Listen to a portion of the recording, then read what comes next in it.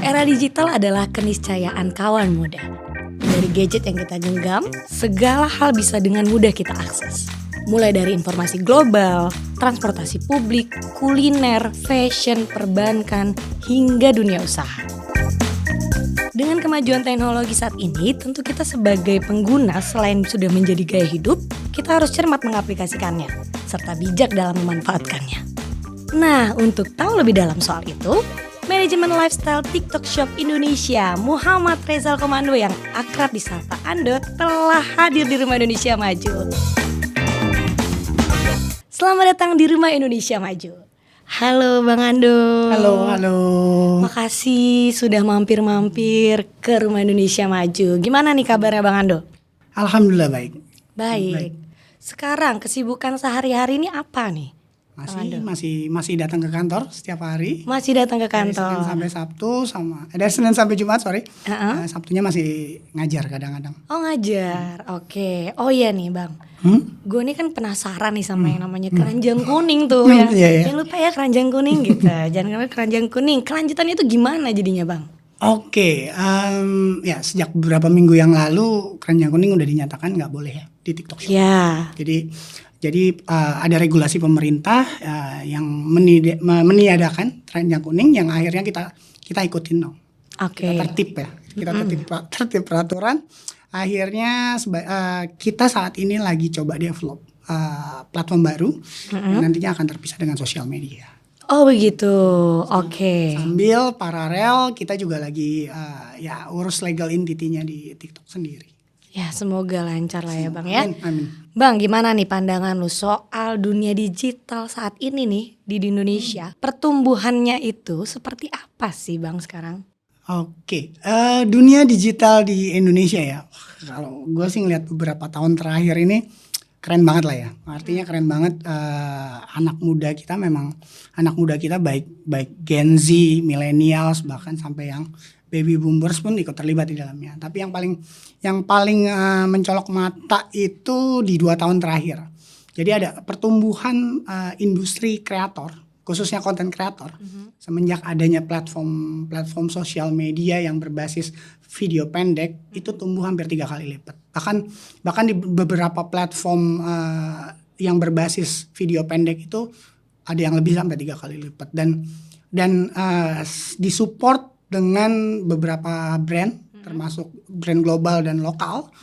Industrinya tuh memang mereka benar-benar fokus untuk develop konten dan support semua para konten kreator dengan produk-produknya mereka. Nah Bang, dari sektor ekonominya nih, digital kita di Indonesia ini sudah berapa besar sih kontribusinya untuk Indonesia saat ini? Oke, menarik ya.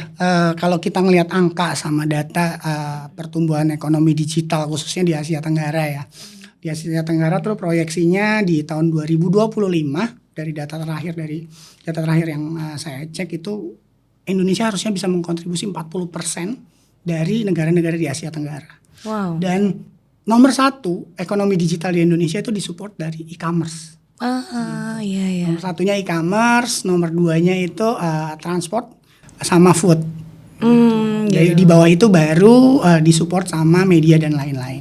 E-commerce sendiri itu sekitar 30-40% kontribusinya ya. Artinya UMKM kita memang sangat besar ya di industri e-commerce ini dan harusnya mereka kita jaga baik-baik ya. Wah, luar biasa loh, 40% tuh lumayan ya. Gede, sangat maksudnya sangat berkontribusi jatuhnya di situ ya. Betul. Nah, kalau kita kerucutin nih di sektor tadi Abang udah sedikit spill gitu kan ya. Di sektor digital UMKM nih saat ini gimana Bang? Misalnya ya contoh pemanfaatkan aplikasinya dari e-commerce atau TikTok Shop atau apa gitu ya. Media sosial gitu ya. Hasil yang sudah teman-teman UMKM capai itu sendiri itu bagaimana? Apakah sudah benar-benar mereka memanfaatkan? Terus apa emang ada tuh misalnya dari e-commerce-nya sendiri atau dari media sosialnya sendiri untuk mendampingi mereka gitu untuk dalam berjualan lah kasarnya ya.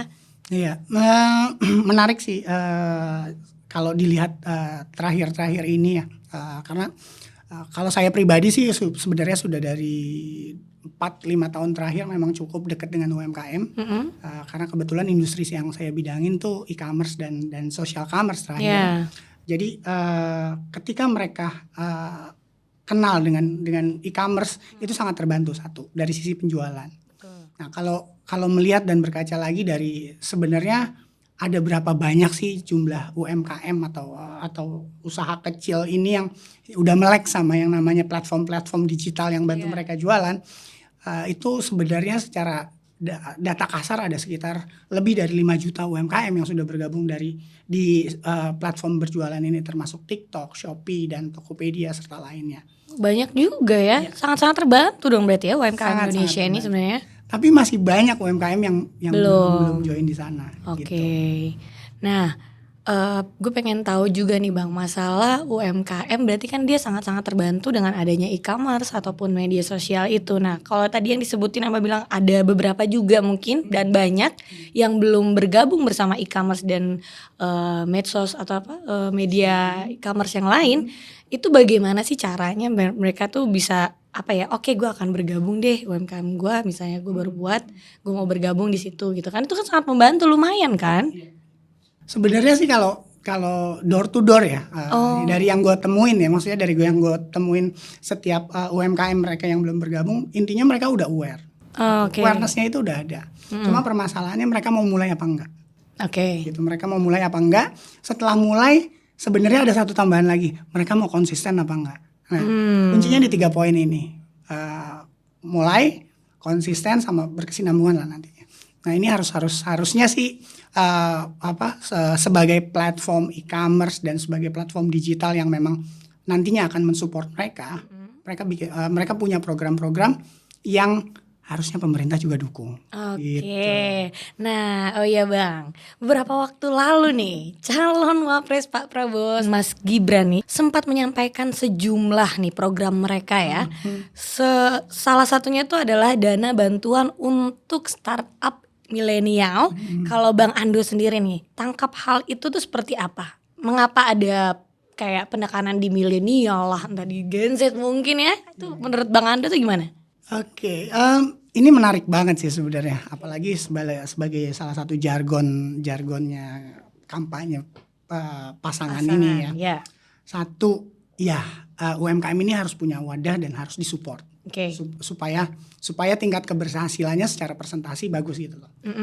Dari 50% misalnya jadi 90%-an. Nah, sebenarnya program itu nggak hanya sampai di sekedar pendanaan, tapi yang harus ditinjau lebih dalam ini nantinya program ini akan seperti apa. Nah, karena kebutuhannya 3 tadi sebenarnya, menjaga mereka udah aware, habis sudah aware mereka mulai, habis mereka mulai mereka konsisten. Nah 3 ini poin penting yang harus dijaga sama program pemerintah ini.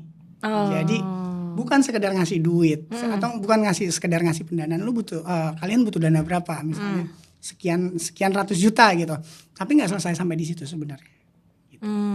Bagaimana persiapan sebelum dapat dana atau sebelum dapat permodalan ini, bagaimana setelah dapat permodalan, dan bagaimana terus menerus secara konsisten dan berkesinambungan. Nah itu yang harus difikirkan matang-matang dan di program ini dijalankan dengan baik gitu loh. Dan jangan lupa diawasin gak sih? Jadi sudah dikasih dana, udah berjalan, terus udah hasilnya belum tentu ada, terus ditinggal gitu aja ya. Kan harus diawasi juga ya, biar benar-benar pas gitu. Pendanaannya tuh benar-benar sesuai dengan targetnya gitu kan.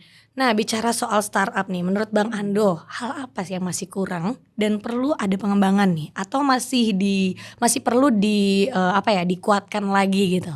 Nah, oke. Kalau melihat programnya salah satu pasangan calon ini, Prabowo dan Gibran itu, mereka mau fokus di startup millennials, itu bagus banget. Soalnya kenapa? Satu, sebenarnya semua yang terlibat dalam industri startup dan UMKM itu mungkin mostly 80%-an itu isinya millennials dan Gen Z gitu.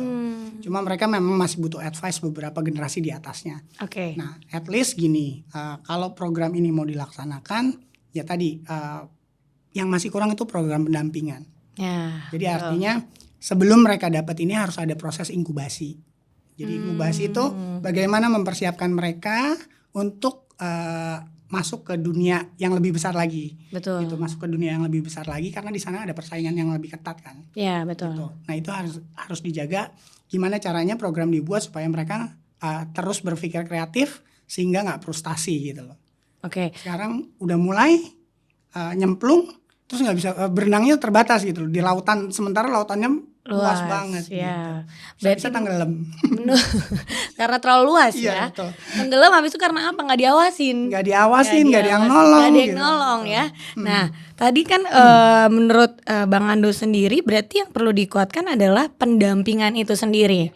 Oke, dalam hal infrastruktur nih, apakah kita sudah siap menunjang kemajuan dari startup ini di Indonesia atau harus ada yang mesti dibenahi atau baru mulai belajar lagi mungkin Indonesia? Iya. Oke, secara infrastruktur di beberapa kota besar udah lumayan cukup baik ya. Oke. Artinya, ya seperti ya di Pulau Jawa beberapa kota besar udah cukup baik. Terus di Sumatera juga ya. Permasalahannya mereka yang lahir dari daerah terpencil ya. Artinya secara internet konektivitas internetnya mungkin masih terbatas sehingga mereka harus pergi ke beberapa daerah yang koneksinya bagus. Tapi memang kalau dilihat ditinjau lagi beberapa startup kelahiran dari lokal ini rata-rata memang lahir dari kota besar. Oh, okay. Mungkin secara infrastruktur udah mature ya, udah mature. Secara pendidikan dan knowledge juga udah cukup bagus. Jadi artinya sebenarnya kalau secara infrastruktur ya ini tugas pemerintah. Gimana caranya infrastruktur digital ini harus jauh lebih merata. Sehingga mungkin potensi di daerah-daerah kecil yang sebelumnya nggak ke-capture bisa ke-capture. Nah itu maksudnya adalah mungkin mendukung dalam hal biar di daerah-daerah internetnya lebih kenceng. Jadi UMKM di sana pun juga tidak malas-malasan, malah mereka semangat. Oke, gue bisa berjuang nih dengan adanya kayak fasilitas lah, suatu fasilitas dari pemerintah itu sendiri. Ya, oh ya Bang, kita balik lagi nih ke soal UMKM tadi ya. Menurut Abang, apakah perlu ada nih kreativitas dalam membangun dalam usahanya?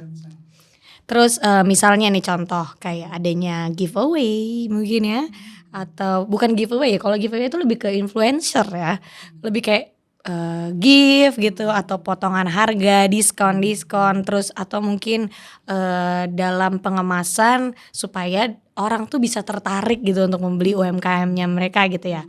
Nah masukan dari lu tuh seperti apa Bang, biar kayak gak terlalu kaku, terus tujuan marketnya itu juga pas gitu tersampaikan gitu Bang. Kalau yang namanya promosi itu udah pasti ya. Promosi ya, giveaway, potongan harga, diskon segala macam. Setiap orang yang berjualan sesuatu mereka pasti menawarkan produknya sama sesuatu yang menarik dari sisi value ya. Tapi ada hal lain yang sebenarnya lebih harusnya bisa dipertimbangkan dan jauh bisa lebih fokus di sana atau bisa jauh dieksplor lagi, yaitu kreativitas dalam mengemas produk. Karena gini, UMKM yang lahir dari lokal, karena idenya biasanya ide original ide dari lokal atau original ide dari foundernya lah ya. Nah, ide itu yang harus dikembangin. Contohnya gini, ada salah satu produk fashion salah satu produk fashion dari Jawa Tengah gitu, dari Jawa Tengah.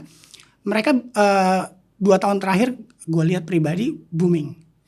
Dia cuma berjualan di platform sosial, di platform e-commerce. Dan mereka fokus sama yang namanya kolaborasi, gitu. Salah satu brand sepatu, gitu. Mereka fokus sama di kolaborasi. Belum ada sepatu waktu itu, belum ada sepatu yang kolaborasi sama produk mie instan. Dia coba, gitu. Dan itu limited stock. Dan itu seiring berjalannya waktu, mereka coba bikin exclusivity. Jadi ide kreatifnya berkembang nih. Mereka bikin exclusivity, kolaborasi, semua jalan dan akhirnya ide itu di copycat sama beberapa brand yang bukan cuma sepatu gitu. Jadi ide kreatif ini benar harus dijaga dan harus di-maintain gitu. Cara maintainnya gimana ya bisa ngobrol sesama founder startup atau join ke community atau ya bisa explore banyak hal lah ya untuk membangun kreativitas. Jadi bukan cuma fokus sama promosi tapi mungkin bisa development produknya. Jadi fokus sama produk sama customer needs gitu loh. Coba fokus sama kemauan customer. Mungkin customer udah bosan lihat sepatu yang warnanya hitam, putih, merah, biru gitu. Akhirnya bikinlah batik kolaborasi sama salah satu UMKM yang lain gitu ya. Oke. Nah, tadi kan apakah perlu nih misalnya founder itu yang dari UMKM dia harus kayak gak cuma memaintain kreativitasnya, tapi perlu nggak sih kayak di upgrade mungkin dengan cara ikut seminar-seminar tentang bagaimana menjadi founder suatu e-commerce mungkin gitu kan. Apakah perlu tuh mereka ke sana? Kan kayaknya abang kan suka sebagai pembicara nih setahu gue ya, pembicara untuk seperti itu, ya nggak sih? Iya. Perlu. Jadi Perlu. sebenarnya bukan cuma seminar ya, bukan cuma seminar pendidikan formal dan non formal gitu maksudnya. Mereka juga perlu bukan terlibat, mereka perlu join atau perlu ngobrol bareng, istilahnya kayak cuma ngopi sore-sore sesama founder atau sesama pelaku bisnis, itu penting. Oke. Gitu. Atau cuma sekedar kalau mereka punya hobi motor, San Mori lah ya, Iya. San Mori sama teman-teman pengusaha lainnya. Sadis. Artinya ide itu bisa ditemukan di sana. Oke. Gitu. Bukan cuma kita mikir di depan meja kerja terus sambil mikirin sesuatu, itu nggak cuma dari situ. Karena di kreatif itu bisa datang kapan aja, tapi harus dicari. Oke. Gitu. Kayak suatu pelatihan gitu perlu nggak sih sebenarnya? Perlu banget. Perlu kan, untuk maksudnya mereka juga harus tahu traffic di e-commerce itu bagaimana, ya nggak sih? Nah itu kan salah satu contoh mereka mengupgrade sebenarnya. Nah itu jangan lupa ya kawan muda di rumah nih yang mau menjadi founder gitu. Nah sekarang banyak kok, artinya short course yang memang bisa menambah informasi sama knowledge-nya mereka ya. Itu penting. Sama sebenarnya mungkin salah satu pasangan calon ini bisa ya masukin program di situ untuk bikin pinter para UMKM ini gitu, founder ini gitu. Soal tadi dunia digital dan dunia e-commerce ini, soal plus minus nih. Dengan adanya dunia digital atau dunia maya ini itu kan cukup rentan ya dengan penipuan. Contoh nih misalnya yang baru aja deh, yang baru bener-bener up banget nih, para pembeli tiket nonton konser Coldplay yang kecewa berat. Mereka punya tiket tapi tidak bisa masuk karena ya mungkin apakah ada penjual-penjual gelap gitu kan. Nah itu kan salah satunya adalah penipuan ya jatuhnya kasus itu ya. Terus kita juga kan sebagai konsumen tuh lihat misalnya contohnya barang di e-commerce gitu ya, kelihatannya sesuai gitu. Tapi pada saat sampai banyak banget juga tuh yang kecewa. Loh kok begini gitu kan. Padahal kan kita sebagai konsumen sudah membayar gitu ya. Dengan ya mau gak mau kan kita ngelihatnya dari gambar awal dong ya kan. Dengan cara penjualan. Nah antisipasi seperti hal-hal seperti itu tuh bagaimana sih Bang? Oke, pertama sih ini pasti udah dijaga dari awal ya sama platform digitalnya yang jual produk tersebut. Kayak contohnya mungkin tiket tiket dan beberapa barang-barang yang memang official biasanya cuma dijual di official store. Itu official store, official web dan lain-lain. Terlepas dari mereka yang memanfaatkan kondisi sekarang gitu, kondisi saat ini kan mungkin terakhir tiket orang untuk dapetin tiket konser itu kan harus war. Ada urgency yang dimanfaatkan sama biasalah broker ini mereka beli banyak terus akhirnya mereka jual lagi sampai akhirnya ada penipuan. Nah ini kita juga harus cerdas sih, harus cerdas melihat ini, itu satu. Kalau berhubungan sama produk-produk yang ada di e-commerce, please kalau misalkan ya ini nggak ada pesan dari sponsor ya kalau memang harus beli di official store ya. Artinya gini, pastikan pertama kalau saran dari gua sih pribadi coba lihat produk review. Kalau dia bukan official store, gitu. Pastikan lihat produk review. Kalau dia bukan official store, pastikan juga yang mereview adalah benar-benar customer. Biasanya top 5 itu kadang-kadang memang adalah tricky ya, mereka beli sendiri terus mereka posting. Tapi nggak usah khawatir. Sekarang platform e-commerce itu udah makin pinter. Dan canggih mereka udah punya AI yang bisa bantu algoritma itu, di mana produk-produk yang memang nggak layak dijual, nggak sesuai harganya, mereka nggak akan naik di atas. Itu salah satunya. Terus kemudian mungkin berhubungan sama hoax tadi berhubungan sama hoax, sama baik platform sosial media yang tidak berjualan secara langsung di platformnya, mereka udah bisa restrict. Secara teknologi mereka udah bisa restrict beberapa berita yang memang secara relevansi nggak masuk akal. Oh gitu. Wah keren banget dong ya. Ya. Sebenarnya udah tersortir gitu ya, Iya, sebenarnya dari yang punya e-commerce-nya sendiri. Itu bagaimana ceritanya Bang? Jadi secara teknologi mereka udah bisa batasin ya. Udah batasin dengan algoritmanya mereka. Oh gitu. Jadi misalkan ada 10 berita tentang sesuatu yang pasti. Gitu ya. Oke. 1 tambah 1 sama dengan 2. 10 Iya. ini naik gitu. Terus ada satu berita yang secara konten mungkin mirip. Oke. Tapi isinya 1 tambah 1 sama dengan 3. Nah itu nggak akan relevan. Artinya secara relevansi konten itu akan dapat, pertama kemungkinannya distribusinya lebih kecil. Si hoax ini ya. Distribusi trafficnya lebih kecil. Ke yang kedua mungkin nggak akan naik. Maksudnya dia nggak bisa upload Nggak itu bisa gitu? upload. Kalaupun upload mungkin nggak ada trafficnya. Oh gitu. Nah itu yang sudah dilakukan sama platform-platform digital ini, baik sosial media maupun commerce. Berarti sebenarnya e-commerce juga kalau misalnya ada tanda-tanda mulai agak ke penipuan gitu, mereka juga udah bisa mensortir sendiri ya dari barang-barang mungkin dengan harga yang tidak benar gitu ya, nggak sesuai dengan range yang lain gitu mungkin. Nah kalau misalnya bedain kan biasanya e-commerce tuh banyak tuh ya foto-foto yang sama kadang jualannya. Nah itu gimana? Itu boleh apa gimana sih sebenarnya? Sebenarnya secara regulasi nggak boleh. Nggak boleh Nggak kan? boleh. Tapi ya namanya teknologi ya, robot ya. Oke. Itu kadang-kadang lolos. Oh ya tetap ada ininya ya, ada robot errornya lah ya. robot error. Ada Nah kalau menemukan teman-teman menemukan sesuatu yang aneh dan Iya. memang masih muncul di situ, coba di report.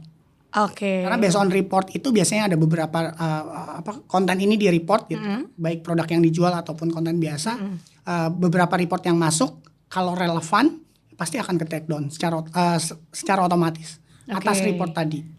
Gitu. Berarti- Jadi kita juga harus cerdas. Nah, Gitu. pengguna juga harus cerdas, tapi pengguna juga bisa membantu sebenarnya ya kepada e-commerce sendiri dengan cara mereka misalnya menganggap ini kayaknya nggak bener deh, ini kayaknya mirip sama yang ini ya, kita bisa report gitu kawan muda di rumah. Jangan ragu untuk ngelakuin itu karena kita saling membantu sebenarnya jatuhnya ya, saling bantu satu sama lain dan membantu juga e-commerce yang menjual itu gitu, supaya nggak ada lagi tuh yang namanya penipuan-penipuan atau hoax yang lainnya. Kalau dari sisi informasi nih, baik itu media sosial ataupun media mainstream, masih banyak tuh kan keluhan soal yang hoax tadi ya kan. Kita memang harus pintar juga sebagai pengguna sosmed ini, atau memang kayak ada nggak sih kebijakan sendiri dari e-commerce atau medsos lainnya untuk kayak ini enggak deh, jangan deh untuk kita up gitu, lebih kayak ada mungkin algoritma lagi tadi ya, Iya, iya. balik lagi ke situ ya. Jadi dua-duanya harus dilakukan ya. Dua-duanya harus Oke. dilakukan. Kita sebagai pengguna, sebagai user juga harus cukup cerdas ya. Artinya iya. segala informasi yang memang berbau miring dan secara kebenaran masih diragukan, please jangan bantu disebar juga gitu loh. Karena kan kita juga kita punya kita bisa menyebarkan informasi juga secara pribadi. Mungkin cuma kita bisa share lewat WhatsApp group dan lain-lain. Iya. Tapi pastikan informasi yang disebar itu ada kebenarannya. Iya. Itu satu. Terus kedua, platform digital ini memang secara regulasi mereka sudah harus wajib mengikuti regulasi yang ada di pemerintah. Oke. Artinya mereka harus patuh sama undang-undang ITE. Gitu. Nah, semua yang dipasang algoritma yang dipasang di sosial media itu udah pasti mengikuti regulasinya pemerintah. Oke. Artinya gini, berita miring atau berita tentang eksploitasi sesuatu yang dianggap itu nggak benar itu harusnya nggak bisa naik. Oke. Karena itu udah kewajiban dari si sosial media memfilter di awal. Oke. Nah, jadi teman-teman kawan muda di rumah nih ya, kita harus pintar-pintar, kita harus bijak dan jangan lupa itu ada undang-undangnya ya kalau kita mau menyebarkan hoax ya. Kalau memang berita itu menurut kalian tidak relevan ataupun misalnya tidak sesuai ya, tolong kalian keep sendiri. Nah, satu lagi nih Apa tuh? tambahan. Jadi semenjak pemerintah mulai fokus terutama Kominfo ya mulai fokus mulai fokus sama sosial media dan e-commerce ini, artinya ada yang pusing loh. Nah, buzzer ini pusing ternyata. Oh gitu. Mereka yang bikin hoax Mereka yang sering bikin hoax sama berita nggak benar dan demi kepentingannya mereka. Iya. Kepentingannya kan macam-macam ya, kepentingan jualan, kepentingan bla bla sebagainya macamnya. Mereka mulai kesulitan. Oh gitu. Mereka mulai kesulitan karena algoritma itu tadi. Karena regulasi itu tadi. Jadi ini ada beberapa cerita dari teman-teman yang mereka pernah terjun di dunia buzzer ini agak susah gitu. Jadi memang benar berita miring itu agak susah dinaikin, bahkan sekarang nggak bisa diiklanin, nggak bisa di-boost pakai ads gitu. Oh gitu. Jadi ya alhamdulillah gitu cukup. Udah mulai ini ya, udah bagus cukup baik. dong. Udah cukup Berarti baik. ya. Jadi kita harus pinter-pinter, oke? Nah, dengan segala kelebihan nih serta apakah masih perlu adanya pembenahan nih untuk di sektor digital? Terus PR terbesar kita bersama itu apa aja nih yang perlu kita benahi?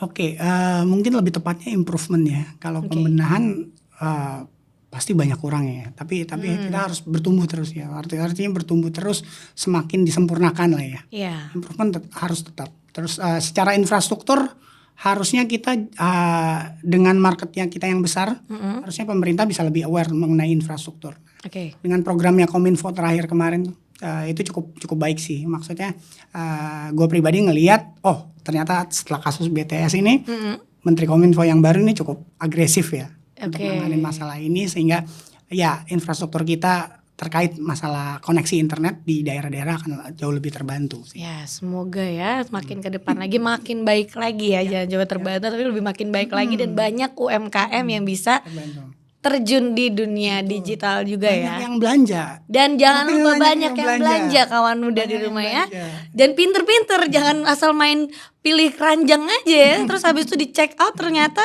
kalian tidak aware kalau ternyata itu agak sedikit penipuan ya. Kita lihat jangan lupa dari reviewnya ya Bang ya. Kalau untuk masalah penjualan ya, tapi kalau masalah informasi ya kita yang pinter-pinter sendiri lah ya. Kawan muda di rumah pasti nih Gen Z, Gen milenial pada pinter semua gue yakin nih. Nah, satu lagi nih Bang. Soal Gibran, Mas Gibran nih ya.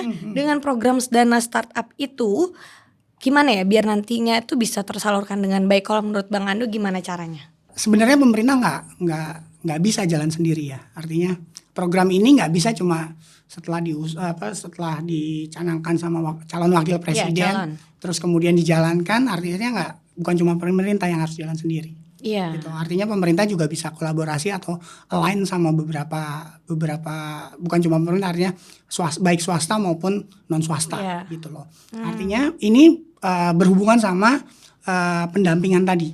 Oke. Kalau pemerintah punya uang, artinya harus ada yang lebih expert yang bisa bantu untuk pendampingan Mengawasi tadi. ya. Baik secara program awal persiapan maupun setelah dapat dananya tadi. Oke. Nah, makanya kalau kita lihat mungkin 7 atau 10 tahun yang lalu, kenapa ada unicorn lokal lahir walaupun cuma beberapa. Sebenarnya dari awal mereka udah cukup siap banget. Setelah itu didampingi. Nah, pendampingnya ini yang luar biasa kalau menurut saya gitu. Sampai sehingga ya proses pendanaan mereka ya di belakangnya raksasa besar yang ada di industri itu. Oke. Gitu. Nah, sebaiknya kalau saran dari saya pribadi sih sebaiknya pemerintah harusnya bisa jadi raksasa di belakang itu yang mensupport nanti UMKM jadi unicorn baru di Indonesia. Gitu. Amin, semoga ya Amin. biar didengarkan ya, ini aspirasi warga loh, ini warga Indonesia ya, termasuk warga Indonesia kan Bang Ando. Oke Bang Ando, keren banget nih pembahasan kita kali ini ya, kekinian banget deh pokoknya ya, masalah medsos, masalah e-commerce, apalagi yang lagi hype-hypenya nih masalah hoax juga ya kan kita bahas di sini. Nah semoga bermanfaat dan kita juga bisa lebih paham lagi untuk masalah menggunakan atau memanfaatkan sektor digital yang sudah semakin maju dan canggih pastinya, dan nanti ke depannya pasti jauh lebih canggih lagi. Balik lagi ke kita yang harus bijak dalam memanfaatkan segala halnya. Oke, terima kasih banyak Bang Ando untuk waktunya, kesempatannya, sudah bisa mampir-mampir ke Rumah Indonesia Maju. Jangan lupa nanti mampir lagi ya. Siap. Kali aja kita akan ada pembahasan lebih menarik lagi. Oke. Terima kasih Bang Ando. Sama-sama. Semoga bermanfaat dan kita lebih paham lagi dan bijak dalam memakai atau menggunakan sosial media. Oke kawan muda, terima kasih sudah menyimak. Salam Indonesia Maju. Dah.